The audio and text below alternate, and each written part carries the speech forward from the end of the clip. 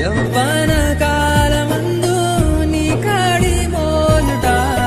నరునికి మేలని ఎంచి దేశాగెదనయ్యా నా యవ్వనం నీ కోసమర్పిస్తా సిలువ సాక్షిగా